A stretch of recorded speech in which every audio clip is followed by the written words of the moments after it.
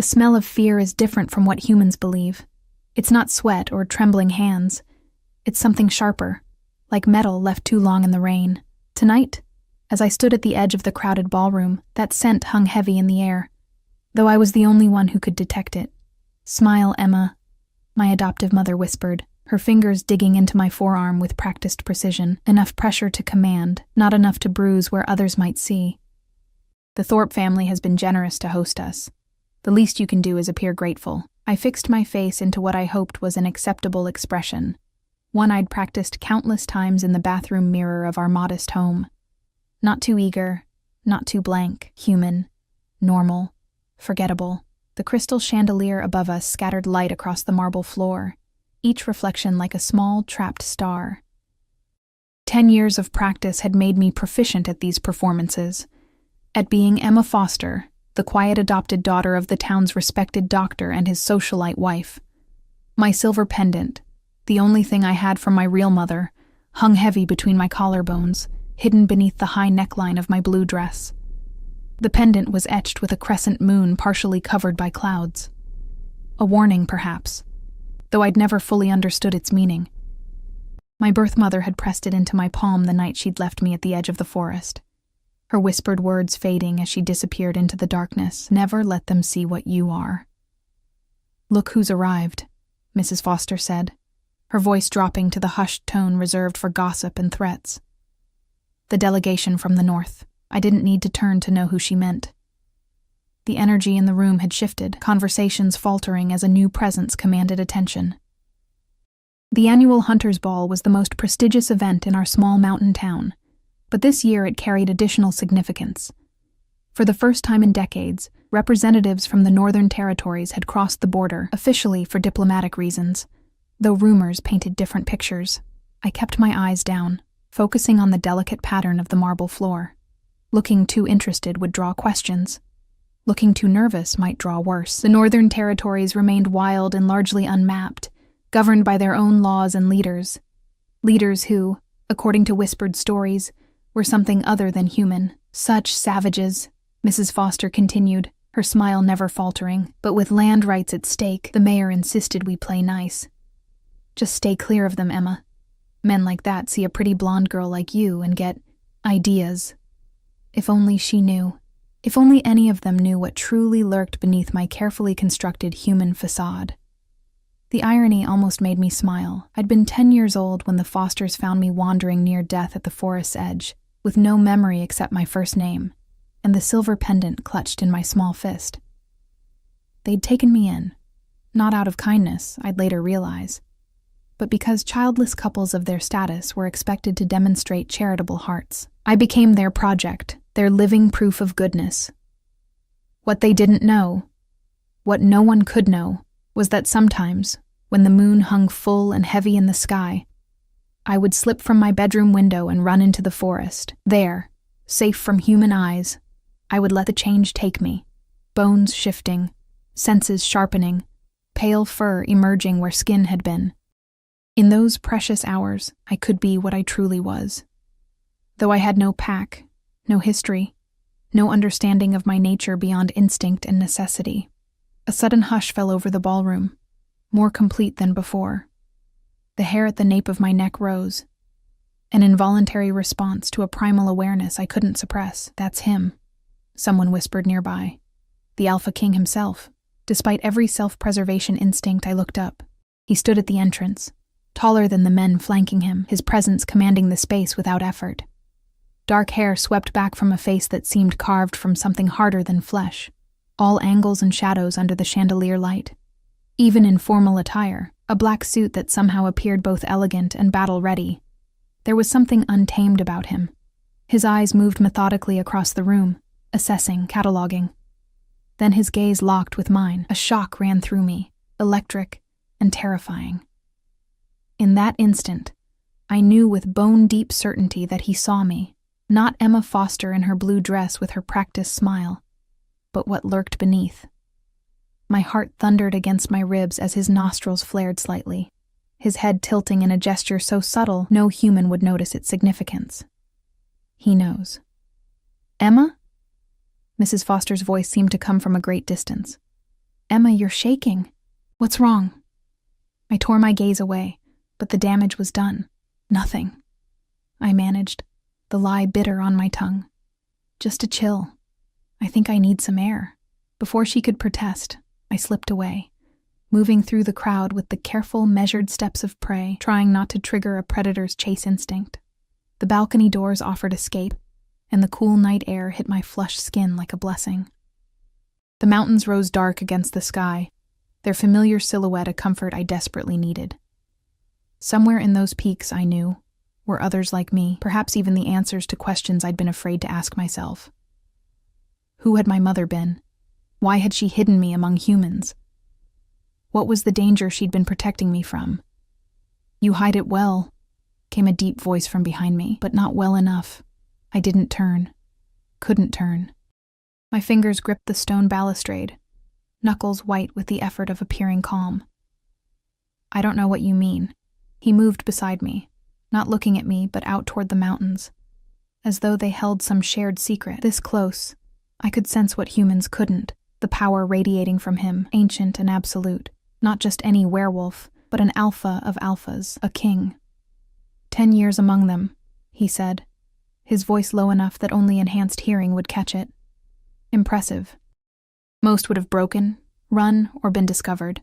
Yet here you stand, wearing their clothes, speaking their language, playing their games. My throat tightened. Please, I whispered, though I wasn't sure what I was asking for. Mercy? Silence? Something else entirely? He turned then, and I forced myself to meet his gaze. His eyes weren't the brown or blue I'd expected, but a startling amber that seemed to glow with internal light, predator's eyes. What's your name? He asked. Your real name. Emma, I answered automatically, then corrected myself. At least, that's what I've been called since I was found. I don't remember anything before that. Something flickered across his face. Surprise, perhaps, or disbelief. You don't know what you are? A bitter laugh escaped me before I could stop it. I know I'm not human. I know that when the full moon rises, I change. I know to hide, to be quiet, to never let anyone see.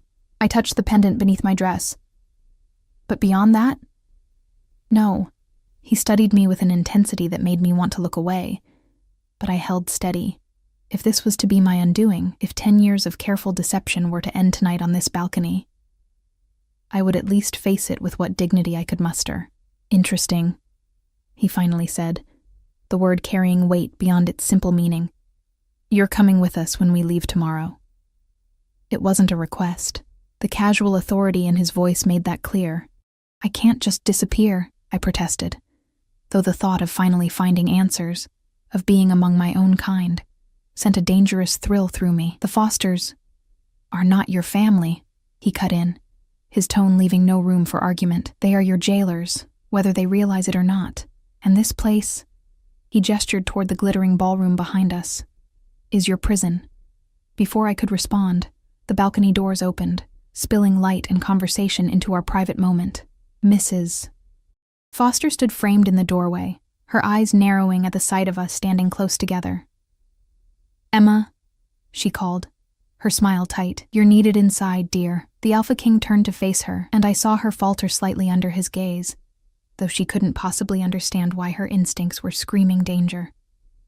Mrs. Foster, he said, his voice smoothly polite in a way that somehow made it more threatening. Your daughter and I were just discussing the Northern Territories. She seems quite knowledgeable about our customs. Fear flashed in her eyes, quickly masked. Emma has always been an avid reader, but I'm afraid I must insist she join us inside. Family obligation, you understand. His smile was all teeth. Family is indeed everything to our kind. She didn't catch the double meaning, but I did. As I moved to follow her back inside, he caught my wrist, his touch sending a shock of awareness through my skin. Leaning close, he whispered, the North Gate, dawn. Come alone. Then he released me, nodding politely to Mrs. Foster, as if he hadn't just upended my entire existence. Inside, the ball continued, couples swirling across the floor in practiced patterns. I moved through the evening in a daze, responding automatically to questions, smiling when expected, all while my mind raced with impossible decisions. Leave everything I'd known for a decade? Trust this stranger who had seen through me with a single glance? Or continue this half-life, always hiding, always afraid? As midnight approached, the mayor called for attention, raising a glass to our distinguished visitors from the north and the promise of cooperation between our territories. Throughout his speech, I felt the Alpha King's eyes on me, patient and certain, as though my decision had already been made. Perhaps it had been, long before tonight. Perhaps it had been made the moment my mother had left me at the forest's edge, with nothing but a silver pendant and a warning. When I finally returned home that night, I sat at my window, watching the moon, nearly full but not quite, and felt the familiar pull in my blood. For the first time in 10 years, I allowed myself to consider a life where I wouldn't have to hide what I was, a life among others like me. Dawn was only hours away. By then, I would need to choose. Sleep eluded me that night. I paced my small bedroom, touching familiar objects as if to memorize them. The worn paperbacks lining my shelves, the faded quilt my adoptive grandmother had given me before she passed, the collection of smooth stones I'd gathered from the forest floor during my secret midnight runs. 10 years of carefully constructed normalcy, all of it suddenly paper-thin. Outside my window, the sky began its slow transformation from black to deep blue. Dawn approached, and with it, my moment of choice. I hadn't packed. That would make this real, irreversible. Instead, I changed into practical clothes, jeans, a warm sweater, sturdy boots. I slipped the silver pendant from beneath my pillow and fastened it around my neck, no longer hidden, but displayed openly for what felt like the first time. The Foster's house was silent as I crept downstairs. In the kitchen, I paused, pen hovering over paper as I considered what to write. What could possibly explain this disappearance? In the end, I settled for simplicity. I'm sorry. Thank you for everything. Please don't look for me. Emma. The words seemed inadequate for a decade of shared life, however complicated that life had been. But perhaps that was fitting. I had been Emma Foster on the surface, while something else entirely remained locked inside. No explanation I could offer would bridge that divide. The pre-dawn air bit at my cheeks as I slipped out the back door and through the garden. Our town was built against the northern mountain range, with the ancient North Gate marking the boundary between civilization and wilderness. Once a trading post, it had been sealed when relations with the northern territories deteriorated generations ago. Only recently, with this new diplomatic initiative, had it been reopened. As I approached, mist curled around my ankles, and the scent of pine and earth filled my nostrils, sharper than usual. My senses were heightening, responding to both danger and possibility. The gate itself was a massive stone archway, ivy-covered and imposing against the lightening sky. He was already there, alone as promised, a dark silhouette against the gray dawn. No longer in formal attire, he wore what I assumed was the clothing of his people, practical leather and dark fabric, designed for movement rather than show. Power emanated from him even more strongly here, away from the confines of human society. "You came," he said, not sounding particularly surprised. "I have questions," I replied, standing my ground despite every instinct urging me to show submission before this alpha predator. A slight smile curved his lips.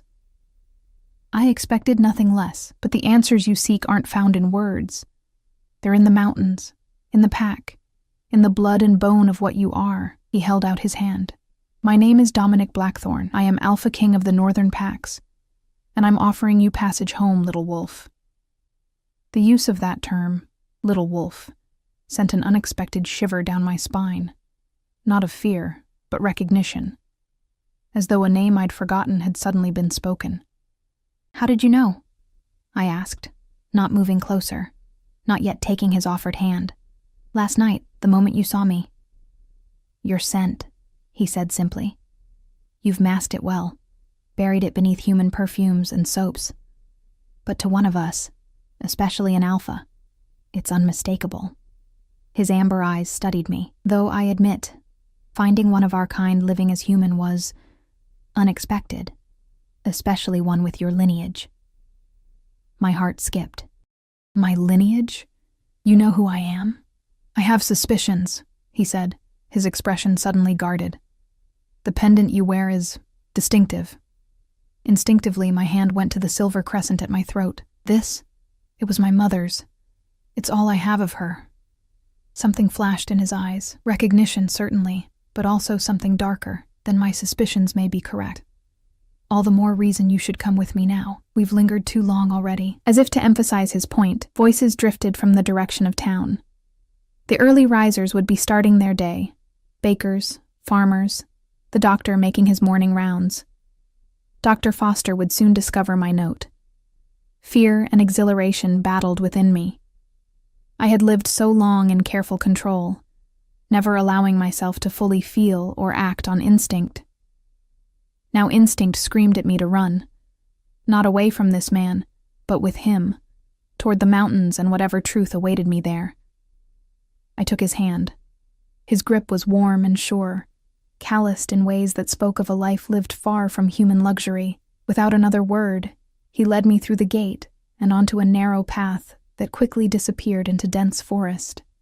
The trees closed around us, ancient sentinels that had witnessed the passing of generations before us. Beneath their canopy, the sense of the wild world intensified. Moss and decaying leaves, small animals scurrying for cover, the mineral tang of a distant stream. How far? I asked, though distance seemed a poor measure for the journey I was undertaking. We'll reach the first pack boundary by nightfall, he replied, setting a pace that would have been grueling for a human, but felt natural to my body. My escort awaits us 5 miles ahead. I came to the gate alone as promised, but we don't travel unprotected in these woods. Are there dangers? Even for us? He glanced back, his expression unreadable, always. Some from rival packs with territorial disputes, some from humans who hunt what they fear. And some... He paused, seeming to choose his words carefully. Some dangers are older than both our kinds. The cryptic answer sent a chill through me. I wanted to press for details, but something in his demeanor suggested now wasn't the time. Instead, I focused on keeping pace, on the strange joy of moving freely through the forest without pretense or fear of discovery. Here. I didn't need to hide what I was. Here. My strength and speed weren't liabilities, but gifts. As the morning progressed, the terrain grew steeper, the path barely visible to human eyes, but clear to my enhanced senses. Dominic moved ahead with the confidence of one traveling a familiar route, occasionally pausing to ensure I followed. He offered no small talk, no reassurances, and strangely, I appreciated that. Platitudes would have felt false after years of secrets. You said pack boundary, I ventured when we stopped briefly beside a swift-running creek. How many packs are there? He cupped water in his hands, drinking deeply before answering. 7 major packs in the Northern Territories, each with its own alpha. As Alpha King, I maintain the peace between them, settle disputes, and lead when we face common threats. And which pack? I couldn't finish the question. Which is yours? His gaze was penetrating. That remains to be seen. The pendant you wear suggests possibilities, but blood will tell. Before I could ask what he meant by that, he tensed, head lifting as he scented the air. I followed suit, suddenly aware of new presences surrounding us. At least 5 distinct scents, all werewolf, all approaching rapidly. Your escort? I asked, fighting the urge to retreat. He nodded, a subtle gesture that somehow conveyed both confirmation and command. Stay close. Stay calm. They emerged from the trees like shadows given form, moving with predatory grace that made my breath catch. 3 men and 2 women, all carrying themselves with the unmistakable confidence of apex predators. They wore similar clothing to Dominic's, practical leather and dark fabrics, with various weapons strapped to their bodies. My king, the foremost man said, inclining his head in a gesture of respect. His eyes, a startling green against brown skin, flicked to me with obvious curiosity. This is a lost daughter of the North, Dominic replied, his tone brooking no questions. Riker, take point. Nora, guard our rear. We make for the Silver Pass before nightfall. They accepted his commands without hesitation, though I felt their curious glances as they arranged themselves around us. The formation was clearly protective, with Dominic keeping me close at his side as we resumed our journey. "They have questions," I murmured, low enough that only he would hear. "As do we all," he returned. "But curiosity doesn't override security. You'll meet the pack properly when we reach our territory." The journey continued in watchful silence. As we climbed higher into the mountains, the forest began to change, pines giving way to ancient, gnarled trees I couldn't name. The air grew thinner, crisper, carrying scents that were both foreign and strangely familiar, as though I'd once known them in a dream. By midday, muscles I rarely used in human society burned pleasantly with exertion. We stopped in a small clearing, and the escorts produced dried meat and berries from their packs. I accepted the offering gratefully, only now realizing how hungry I'd become. As I ate, the female werewolf named Nora approached, her movements deliberately casual. She appeared older than the others, with silver threading through her dark braided hair and lines of experience etched around her eyes. "You've lived among humans long," she observed, her voice neither accusatory nor particularly friendly. "Your movements are restrained." I swallowed my food, unsure if I was being criticized. "Yes, for 10 years. She nodded as though confirming something to herself. "And your shifts? During the moons?" "Alone," I admitted, "in the forest, as far from town as I could manage." Something like sympathy crossed her weathered features. "No pack to guide you, to teach you control and purpose." She shook her head. "It's a wonder you survived with your mind intact." Was that what I'd done? Survived? It had never occurred to me that living as I had, suppressing my true nature, running alone under moonlight, might have broken something essential in me. Yet here, surrounded by others like myself for the first time in memory, I felt an emptiness I hadn't recognized until now. "The king has his reasons for bringing you," Nora continued, her voice dropping. "But understand this. Pack is not just blood and claws. It's law, tradition, hierarchy. If you're to find your place among us, you'll need to learn quickly what most cubs absorb from birth." Before I could respond, Dominic called for us to continue. As we resumed our journey, his pace quickened, suggesting urgency he hadn't displayed before. "Is something wrong?" I asked when I caught up to his side. His jaw tightened. "We're being tracked." Fear spiked through me, sharper for being in unfamiliar territory. "Humans?" "No." His face was grim. "Rogues. Werewolves without pack allegiance, without the restraint pack law provides. Dangerous?" "Very." He guided me over a fallen log with a hand at the small of my back, the touch brief but steadying. "Especially to you." "Why me specifically?" His eyes met mine, serious and intent. "Because you wear that pendant, because you smell of both human world and wolf blood, because whatever you are, whoever you are, matters. And rogues have masters who would use that." The cryptic answer raised more questions than it answered, but the urgency in our pace suggested now wasn't the time to press.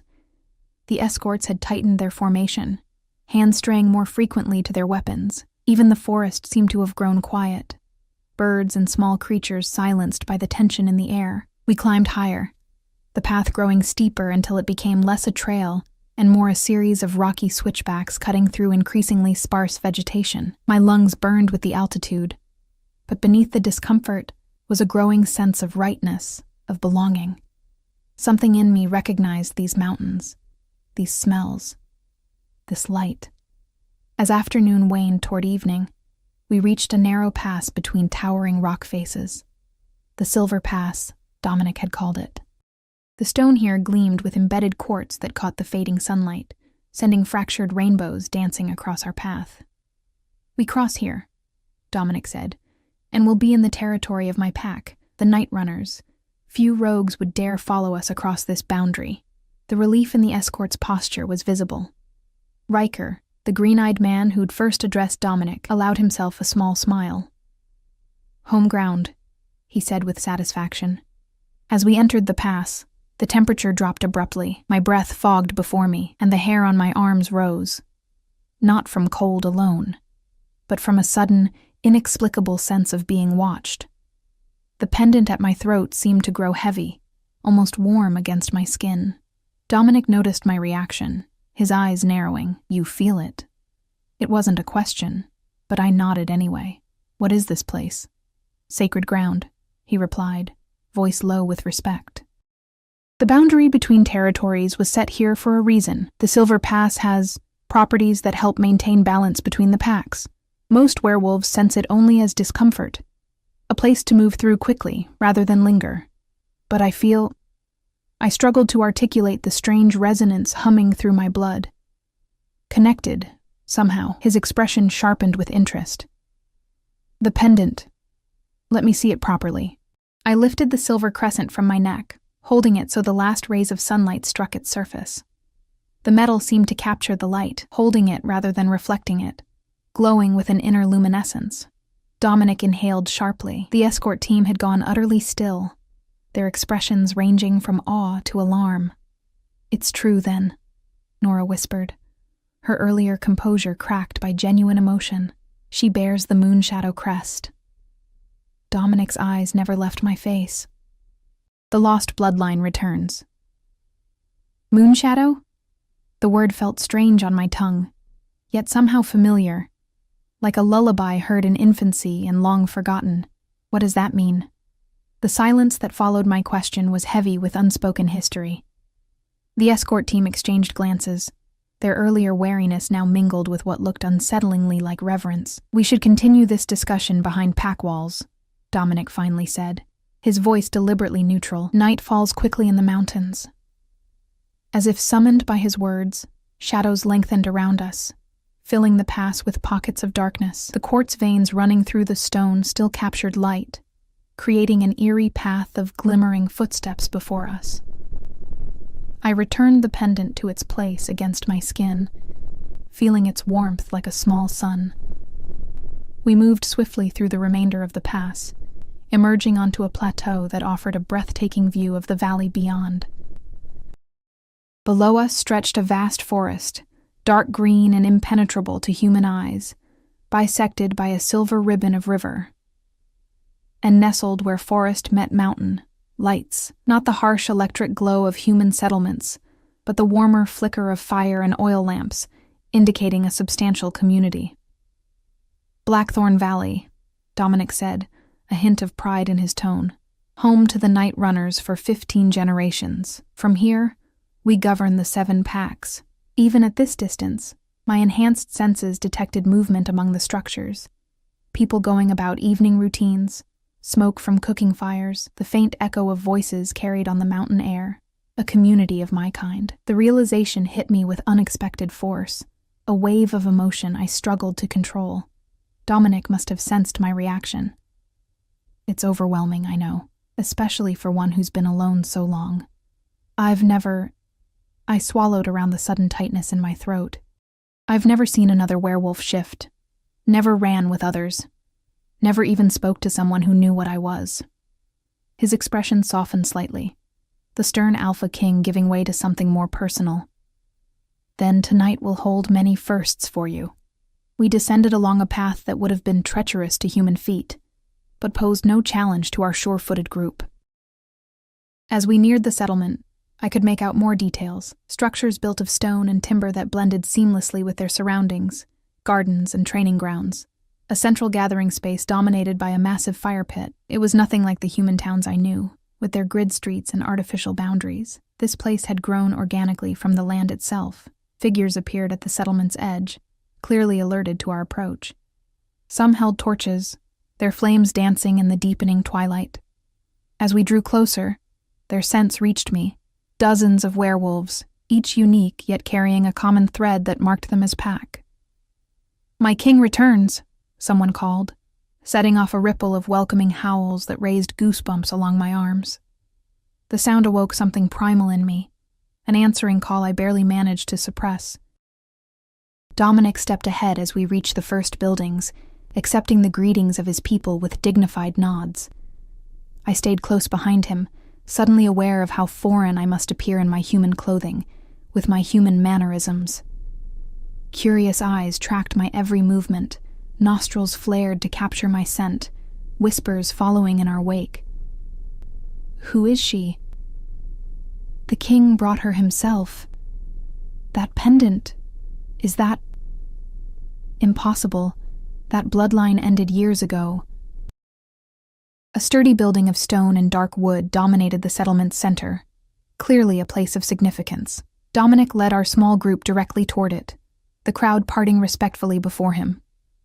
At the building's entrance stood an elderly man, his white hair and lined face contrasting with the straight-backed strength of his posture. Elder Thorne. Dominic greeted him with evident respect. The old man's eyes, still sharp and wolf gold despite his years, moved directly to me. "So," he said, his voice weathered but strong, "the rumors already running through the pack are true. You've found a moonshadow." "I've found someone wearing a moonshadow pendant," Dominic corrected carefully. "The council should convene before we make further claims." Elder Thorne nodded gravely. "Indeed. The last false hope nearly tore the packs apart." His penetrating gaze remained fixed on me. "Girl, do you know what you carry around your neck?" I fought the urge to shrink beneath his scrutiny. Only that it was my mother's. "I've had it since she left me at the forest's edge 10 years ago." "Left you?" Sharp interest flared in his expression. "Not killed?" I don't know," I admitted. "I was young. My memories are fragmented. I remember her telling me to hide what I am then. Nothing clear until the Fosters found me." The elder's gaze softened fractionally. "Come inside. This is no conversation for public ears." The building's interior was warm and surprisingly well-appointed. A large central room featured a circular stone hearth, comfortable seating, and walls hung with intricate tapestries depicting woodland scenes and wolf packs. A staircase curved upward to a second level, and several doorways led to adjoining rooms. "Wait here," Dominic told his escort team. "Guard the entrance. No one enters without my direct permission." They nodded, taking up positions with practiced efficiency. Dominic guided me deeper into the building, following Elder Thorne through a heavy wooden door into what appeared to be a council chamber. A massive table of polished wood dominated the space, surrounded by 12 carved chairs. Maps covered one wall, marked with symbols I didn't recognize. "Sit," Elder Thorne instructed, gesturing to the table. I obeyed, feeling increasingly like a specimen under examination. Dominic remained standing, his posture alert as Elder Thorne circled the table to face me directly. "Your name?" the elder asked. "Emma Foster," I replied, then corrected myself. "At least that's what I've been called. I don't know my birth name. And your age?" 20, approximately, the doctors estimated when I was found. Elder Thorne nodded, as though confirming calculations in his head. "The timing fits," he murmured, more to himself than to us. To me, he said, "The pendant." "May I see it?" With hesitant fingers, I removed the silver crescent and placed it in his outstretched palm. The old man's breath caught as he held it, turning it to catch the light from the oil lamps. "Authentic," he pronounced after a moment of intense examination.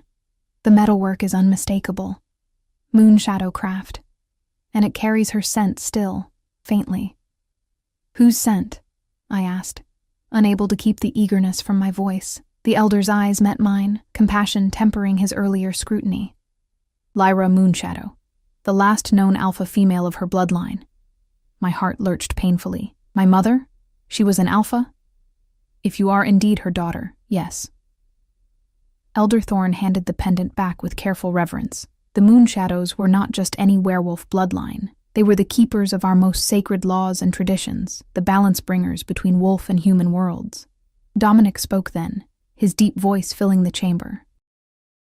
"The Moonshadow Pack was believed destroyed in the Blood Moon Massacre, 12 years ago, an attack orchestrated by human hunters and..."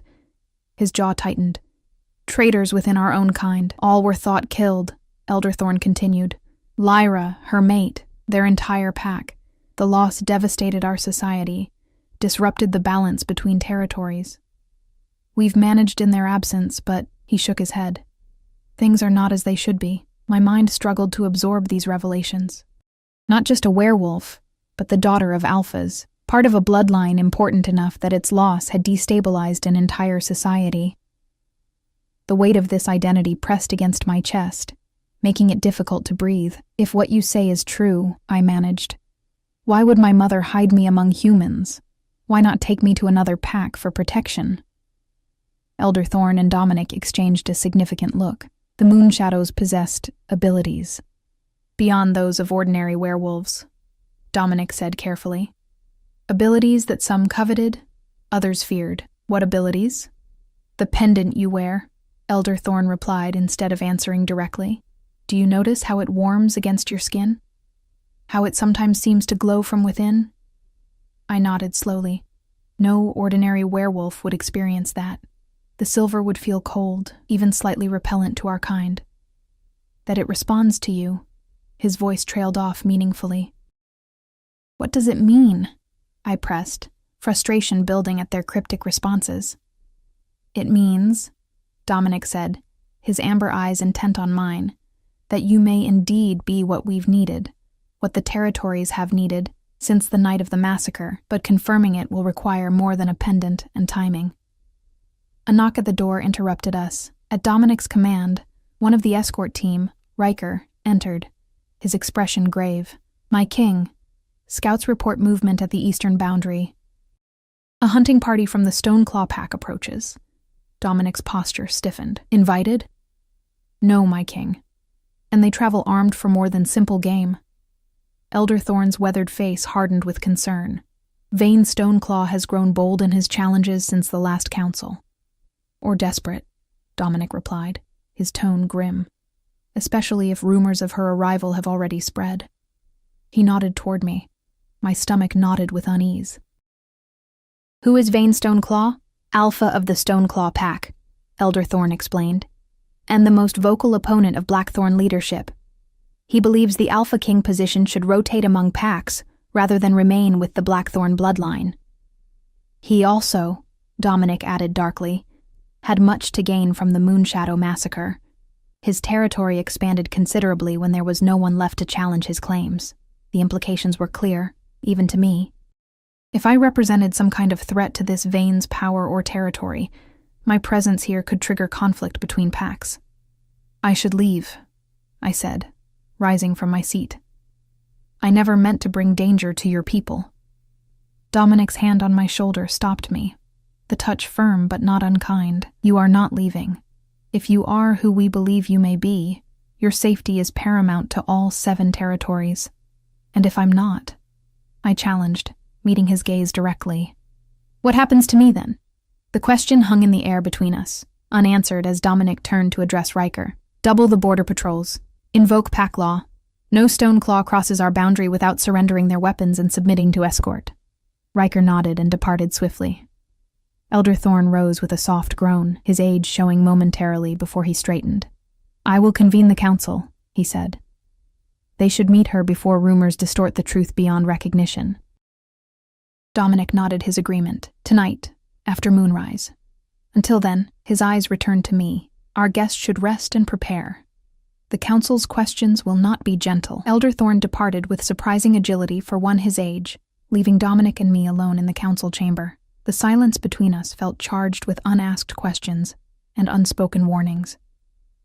"You still haven't answered me," I finally said. "What happens if I'm not who you think I am?" Dominic studied me, his expression unreadable. "Then you are still a werewolf without a pack, which makes you my responsibility while in Night Runner territory." He moved toward the door. "Come. You should rest and change before the council meets." He led me up the curved staircase to the building's 2nd level, where a series of doors lined a wide hallway. Opening one, he revealed a comfortable bedchamber with a large window overlooking the settlement. "These are guest quarters for visiting pack representatives," he explained. "You'll find suitable clothing in the wardrobe. Someone will bring food shortly." I stepped into the room, feeling strangely disoriented by its simple luxury after years of pretending to be human. The bed was covered in furs rather than conventional blankets, the furniture crafted from the same dark wood that seemed common in the settlement. A small hearth provided warmth, already lit against the mountain chill. "The council," I began, turning back to Dominic. "What should I expect?" Questions. Many questions. His powerful frame filled the doorway, neither entering fully nor leaving. Some will want to believe immediately that you are Lyra's daughter. The return of the moon shadow line would restore balance that's been missing for years. Others will be skeptical, protective of the status quo they've established in the absence of your bloodline. And which are you? I asked, watching him carefully. Something flickered in his amber eyes. Caution, perhaps, or calculation. I am Alpha King. My responsibility is to all 7 packs, not my personal hopes or fears. He started to turn away, then paused. One piece of advice. When the council asks about your shifting, be honest. If you truly are a moon shadow, even an untrained one, your wolf form will speak more truth than words ever could.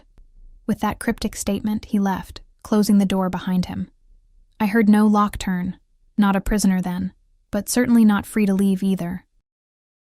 Alone for the first time since dawn, I moved to the window, watching as evening activities continued in the settlement below. Werewolves of all ages moved about their business, so similar to humans in many ways, yet fundamentally different. They moved with unconscious grace, their gestures more expressive, their connections to each other visible in casual touches and easy physical proximity. No need to hide their strength or suppress their instincts here. The wardrobe yielded clothing that seemed designed for practicality and movement. Soft leather pants, a loose linen shirt, a warm vest embroidered with subtle patterns that reminded me of forest shadows. After a quick wash with water from a pitcher left by the bedside, I changed, marveling at how different these clothes felt from the restrictive human fashion I'd grown accustomed to. A soft knock announced the arrival of food. A young woman, perhaps a few years younger than myself, carrying a tray laden with roasted meat, bread, and what looked like wild greens. She set it down without meeting my eyes, her movements nervous. "Thank you," I said gently. She glanced up then, curiosity overwhelming her shyness. "Is it true?" she blurted out. "Are you really a moon shadow?" "I don't know yet," I answered honestly. "I'm still learning what that would mean." She bit her lip, clearly conflicted about whether to say more. "My grandmother used to tell stories about the moon shadows," she finally confided, "how they could walk between worlds, how the moon blessed them with gifts beyond other werewolves. She said when they ran under a full moon, their fur shone like silver." Before I could respond, a sharp voice called from the hallway. The girl jumped guiltily. "I should go. The king said not to bother you with questions." She slipped out, leaving me with more questions than before. Walk between worlds, gifts beyond other werewolves. These cryptic references to moon shadow abilities were becoming frustrating in their vagueness. I ate quickly, my body demanding fuel after the day's exertions. The food was simpler than what I was accustomed to, but deeply satisfying. Meat cooked rare, bread hearty and fresh, the greens carrying complex flavors I couldn't name. As I finished, the quality of light through the window changed, growing silver bright. Moonrise. The familiar pull began in my blood, that sweet ache of transformation held at bay by will alone. Tonight's moon wasn't full, perhaps 3/4, but after the emotional intensity of the day, my wolf nature strained closer to the surface than usual. Another knock, firmer this time, preceded Nora's entrance. The older werewolf carried a small wooden box, her expression serious. "The council gathers," she announced. "But first, something practical." "Your scent." "My scent?" I repeated, confused. "You smell of human soaps and perfumes," she explained, opening the box to reveal small pouches of what looked like herbs and oils. "It creates dissonance. For wolves who've never lived among humans, it will be distracting during the council meeting."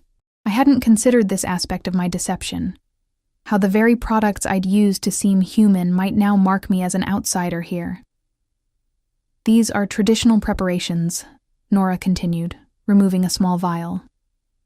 "Plant oils from our territory. They'll help align your external scent with your true nature. May I?" At my nod, she poured a small amount of oil into her palm and approached. With surprising gentleness, she applied it to my pulse points, wrists, throat, behind ears. The scent was complex and wild. Pine resin, mountain herbs, something musky and primal. "There," she said, stepping back. "Better. Now you smell of the north, as you should." The effect was more profound than I'd expected. With each breath of the oil's scent, my senses sharpened, the wolf inside me responding to these ancestral smells. My skin tingled where Nora had applied the oil, as though awakening to something long suppressed. "It's time," she said, watching my reaction with knowing eyes. "They're waiting in the great hall." She led me downstairs and through parts of the building I hadn't seen earlier, finally emerging into a vast space clearly designed for pack gatherings. Stone pillars supported a high ceiling, with openings near the top that allowed moonlight to spill onto the floor in silver pools. A large fire burned in a central pit, surrounded by concentric circles of seating. Logs and stone benches arranged to accommodate dozens. Most of those seats were already filled. My entrance caused an immediate hush, all eyes turning to assess the stranger in their midst. At the far side of the hall, a semicircle of elevated seats held 9 figures, the council, I presumed, with Dominic at the center, his position slightly higher than the others. Nora guided me to an open space before them, directly in the path of the strongest shaft of moonlight. The strategic positioning wasn't lost on me. Whatever happened here, it would happen under the moon's witness. Elder Thorne, seated to Dominic's right, raised his hands for silence, though the room had already grown deathly quiet. "We convene this council," he intoned formally, "to address a matter of significance to all 7 territories. Today, King Blackthorn returned from the human lands with one who wears the Moonshadow crest. We gathered to determine the truth of her identity and what it means for the packs." His gaze fell heavily upon me. "Step forward, daughter of the Forest Edge, and present yourself to the Council of Alphas." Heart pounding, I stepped into the pool of moonlight. The silver light seemed to intensify around me, and the pendant at my throat grew warm against my skin. "My name is Emma," I began, then hesitated. That name belonged to the human world, to a life that seemed increasingly distant, though I now understand that may not be my birth name. For 10 years I've lived among humans, hiding what I am, shifting only in secret when the moon was full. A murmur rippled through the gathered werewolves. One of the council members, a broad-shouldered woman with streaks of gray in her dark hair, leaned forward. "How came you to possess the Moonshadow pendant?" she demanded. "It's the only thing I have from my mother," I replied, lifting the crescent so it caught the moonlight. "She left it with me the night she hid me at the edge of the forest, before the human family found me." "Convenient," said another council member, a lean man with a scar running down one cheek. "A pendant can be stolen, memories can be implanted or invented. What proof have we this is not some ploy by our enemies?" Dominic's voice cut through the rising tension. Council member Reed speaks prudently, if bluntly. His amber eyes fixed on me. "The pendant is compelling evidence, but not conclusive. If you are truly a Moonshadow, your wolf form will bear the markings of your bloodline." I swallowed hard, suddenly understanding. "You want me to shift? Here? Now?" "Under moonlight, before the council," Elder Thorne confirmed. "It is the surest way to know." Fear and uncertainty coursed through me. In 10 years, I had never shifted before witnesses. The change had always been a desperately private thing, performed far from human eyes in the depths of the forest. And now they asked me to expose this most vulnerable aspect of myself to an entire hall of strangers. Yet beneath that fear lay something else, a yearning to finally be seen as I truly was, to shed the human disguise completely, and stand revealed in my wolf form before others, who would understand rather than fear. The moonlight seemed to call to me, its silver touch awakening the change that always lurked beneath my skin. I closed my eyes, feeling the familiar heat begin to build along my spine. "Wait," came Dominic's command, sharp and unexpected. My eyes flew open to find him standing, attention directed not at me but toward the hall's entrance. "We have an uninvited guest." The assembled werewolves turned as one, a low growl building from dozens of throats as a new figure strode into the hall. He moved with arrogant confidence, flanked by 2 hard-faced guards who scanned the crowd with predatory awareness. The newcomer was tall and powerfully built, with silver-streaked black hair and cold gray eyes. He wore leather armor adorned with what looked like animal teeth, and multiple weapons hung from his belt. Everything about him radiated aggressive dominance. "Vane Stoneclaw," Elder Thorne acknowledged, his tone carefully neutral. "You come unannounced to a closed council meeting. Vane's thin smile never reached his eyes.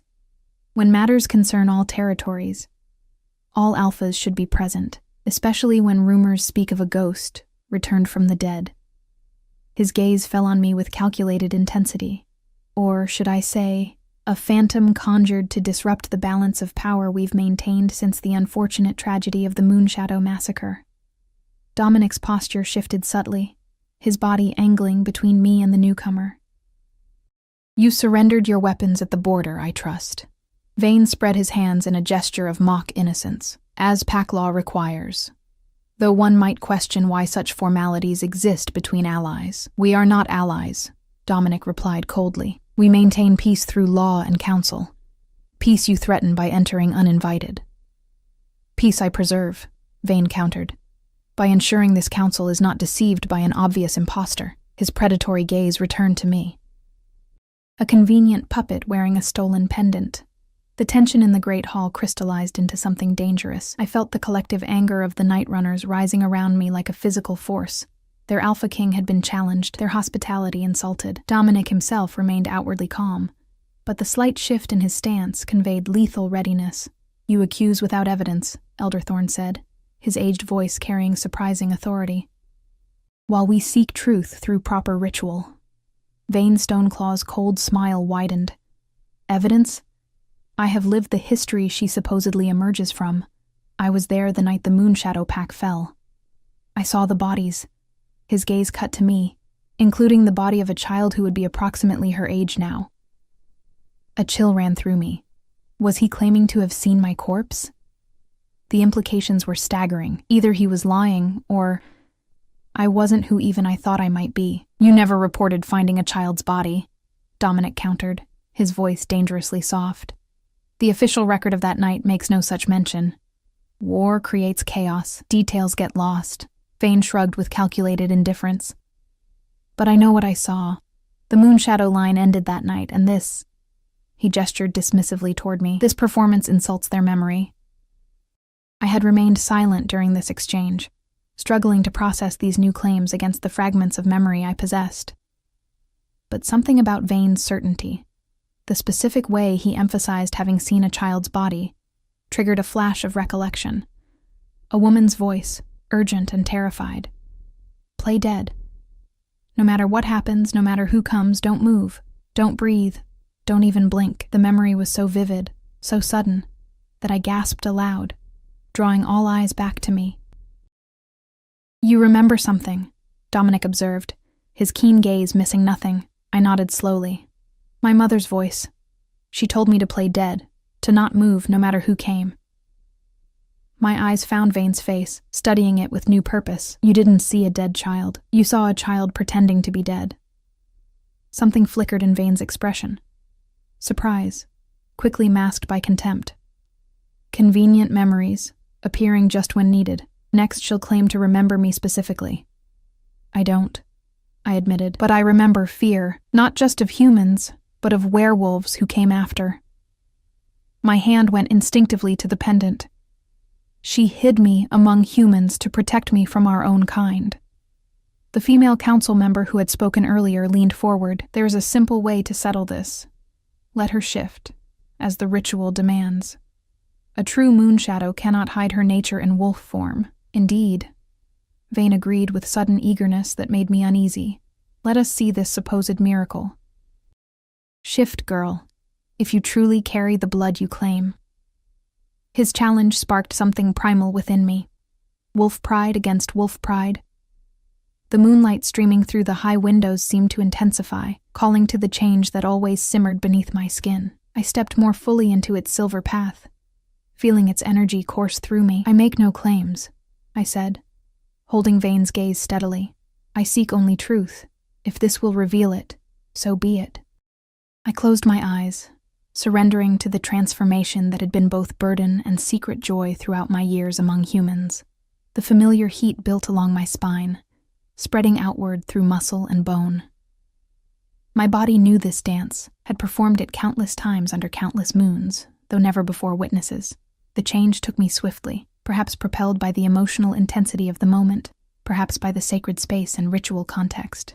Bones reshaped, muscles flowed, Skin gave way to fur. I dropped to all fours as my body completed its metamorphosis, opening eyes that now perceived the world through a wolf's heightened senses. The great hall erupted in gasps and exclamations. Through wolf ears, I heard hearts racing, breaths catching. Through wolf eyes, I saw expressions of awe, disbelief, even fear on some faces. Most startling was Dominic's reaction. The composed Alpha King looked thunderstruck, his amber eyes wide with wonder. "Moon's grace," Elder Thorn whispered, rising from his seat. "It's true." I couldn't see myself, couldn't understand what caused such reaction. But Vane's face told its own story, shock giving way to calculated rage, his hand instinctively moving to where a weapon would normally hang. "Impossible," he hissed. The moon shadow line was extinguished. I made certain... He cut himself off, but too late. Dominic moved with blinding speed, crossing the space between them before Vane could retreat. "You made certain?" he growled, voice barely human. "Choose your next words with extreme care, Stoneclaw. They may be your last as an alpha." Trapped by his own admission, Vane's demeanor shifted from arrogance to dangerous cornered predator. The moon shadows would have destroyed everything, the old ways, the natural hierarchy. Their talk of peace with humans, of finding balance. Weakness disguised as wisdom. As they faced off, I remained in wolf form, watching through animal eyes that perceived truth differently. The pieces began falling into place. Vane's involvement in the massacre, my mother's desperate attempt to hide me from my own kind, the decade of secrecy and fear. But something else demanded attention, my reflection in the polished stone floor. I saw why my shift had caused such reaction. My wolf form was unlike any I'd glimpsed in my solitary forest runs. My fur was not the gray or brown I'd expected, but pure white with silver markings, particularly a crescent pattern on my chest that mirrored the pendant. And most startling of all, my fur seemed to catch and hold the moonlight, giving me an ethereal glow that illuminated the space around me. Elder Thorn approached slowly, respectfully, as one might approach something sacred. "The silver wolf returns," he intoned. "As the ancient texts foretold." Vane's guards exchanged alarmed glances, clearly reassessing their position. Their alpha had inadvertently confessed to orchestrating the massacre of an entire pack, a crime punishable by death under werewolf law, and now faced not only the Alpha King, but a living symbol whose existence threatened everything he'd built. With a snarl of desperation, Vane lunged, not at Dominic as everyone expected, but at me. "The line ends here, truly this time." His shift began mid-leap, clothes tearing as his massive form emerged, dark gray, battle-scarred, frightening in its raw power. But he never reached me. Dominic intercepted him with his own explosive shift, meeting Vane's attack with a counterstrike that sent the other alpha sprawling across the stone floor. Dominic's wolf form was magnificent, midnight black with amber eyes that glowed with protective fury. His size alone marked him as the dominant alpha, but the controlled power of his movements revealed why he ruled the 7 territories. The two circled each other in the center of the hall, hackles raised, teeth bared in ritual combat that would end only one way. The council and assembled pack members withdrew to the edges of the room, forming a ring around this ancient form of justice. As a wolf, my instincts screamed to join the fight, to help destroy the one who had murdered my family, who had forced me into a decade of hiding and half-life. But Elder Thorn's hand on my scruff held me back. "This is between alphas," he murmured. "And long overdue." The fight that followed was both beautiful and terrible. 2 apex predators in their prime, one fighting for power, the other for justice. Vane had size and brute strength, but Dominic possessed something more refined, strategic brilliance and legitimacy that gave his attacks moral weight. When it ended, it was decisive. Dominic stood over Vane's throat, jaws positioned for the killing bite, amber eyes seeking judgment from the council. The vote came not in words but in gesture. One by one, the council members turned their backs on Vane, signifying his excision from the pack structure, his life forfeit for his crimes. With a swift, merciful movement, Dominic ended the threat Vane had posed for over a decade. Justice, served in the ancient way of our kind. In the aftermath, I shifted back to human form, someone draping a cloak around my shoulders as I stood shakily. The emotional weight of revelations, of transformation, of witnessed violence left me feeling raw and exposed. Dominic approached after his own shift back, now dressed in a robe someone had provided. Blood, not his own, stained his hands, yet he moved with the calm assurance of one who had done what duty required. "The council has their answer," he said quietly, "for my ears alone. As do you, I think." I nodded, unable to find adequate words for this moment of terrible truth and unexpected belonging. My mother, my pack, they died because they sought peace. Balance, they died because Vane and those like him fear change, Dominic corrected. The moon shadows were keepers of ancient wisdom, that werewolves and humans share this world, that neither can truly thrive through dominance alone. Your bloodline has always stood at the crossroads between worlds. "And now?" I asked, voice barely above a whisper. Elder Thorn joined us, his weathered face solemn yet hopeful. "Now the council must decide how best to restore what was lost. The Moonshadow territory has stood empty these past years, maintained in trust should any of the bloodline return. I don't know how to be an alpha," I protested. "I barely know how to be a werewolf. I've never had a pack." "You won't be alone," Dominic said, something new in his voice. Not just the respect of one alpha for another, but something more personal. "The Night Runners will stand with you while you rebuild. I will stand with you." The promise in those words carried weight beyond political alliance. I met his amber gaze, recognizing the connection that had sparked between us from that first moment at the Hunter's Ball. Predator recognizing predator, yes, but also something rarer. Equals recognizing each other across the divide of different experiences. "There is much to learn," Elder Thorn cautioned. "The Moonshadow gifts are not just the silver fur and moonlight affinity you've already displayed. Your bloodline carries abilities that must be rediscovered, trained." "What abilities?" I asked, finally voicing the question that had hovered unanswered since I'd arrived. Dominic and the Elder exchanged glances. "The Moonshadows were mediators between worlds," Dominic explained. "In practical terms, that meant unusual control over shifting, the ability to partial shift, to maintain human reason in wolf form, to change without the moon's influence. But more importantly," Elder Thorn continued, "they could sense truth, see beyond deception. Their judgment was valued because it was unclouded by politics or personal gain. That gift, more than any physical ability, made them essential to pack harmony." I thought of my years among humans, how I'd always sensed the disconnect between what people said and what they meant, how I'd instinctively known whom to trust. Had that been more than simple intuition? In the days that followed, everything changed. Vane's co-conspirators were identified and brought to justice. The Stoneclaw Pack, largely innocent of their alpha's crimes, chose a new leader who pledged loyalty to the council. My true name, Aurora Moonshadow, was confirmed through records salvaged from the massacre, and I began the slow process of reclaiming my heritage. Each day brought new discoveries. Training with Dominic to control my shifting, learning pack laws and histories from Elder Thorn, connecting with distant Moonshadow relatives who had been away from the territory on the night of the massacre and survived. Most transformative was the freedom to be fully myself, neither human nor wolf, but the balance between both that my bloodline had always represented. The pendant that had been my only link to my mother now hung proudly visible, no longer a secret talisman, but a symbol of restored balance. 1 month after my arrival, I stood with Dominic on a ridge overlooking what would soon be rebuilt as Moonshadow territory. The night was clear, stars scattered across the sky like diamond dust, the moon nearly full. "Are you ready?" he asked, his hand finding mine in the darkness. "For what comes next? Building a pack? Learning to be an alpha?" I smiled, squeezing his fingers. "Or for us." His amber eyes gleamed in the moonlight, reflecting the same certainty I felt. All of it. Together.